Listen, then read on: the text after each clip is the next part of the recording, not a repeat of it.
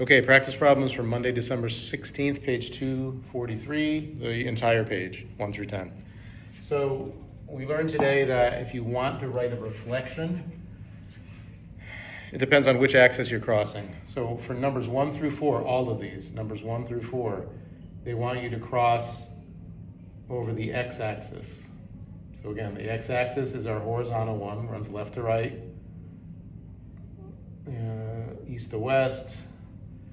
And what you're going to do here is kind of picture these being on the grid. So negative 2 3/4, 1 would be here. Negative 2 3/4, 1. If you graphed the opposite of that, or the reflection of that, over the x-axis, it's like you're taking the top of the grid, folding it over the x-axis and bringing it down to the bottom. So you're folding along this horizontal line, which means this point would come down and be the equivalent, the reflection would be in the third quadrant. So going from quadrant 2 to quadrant 3. So you'd go over to negative 2 3/4 and down to negative 1, okay? And the reflection would be here. So remember, whenever you cross the x-axis, the x coordinate stays the same, but the y coordinate goes to the opposite.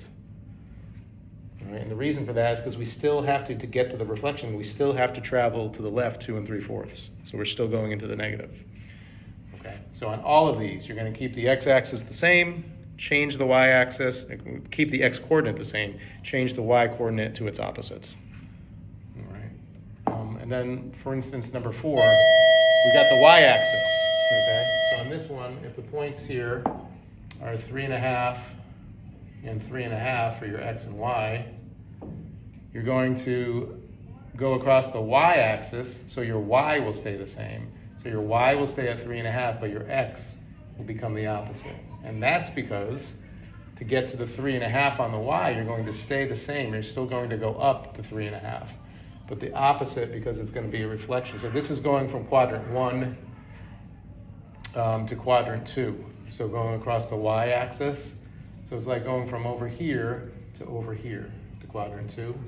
So again, it's going to be, instead of going to positive 3.5, the x is going to be opposite, negative 3.5, but the y will stay the same at 3.5. Okay? So if you travel over the x-axis, the x-coordinate stays the same, y becomes the opposite. If you travel over the y-axis, the y-coordinate stays the same, and the x becomes the opposite. Okay? All right, I'll see you tomorrow.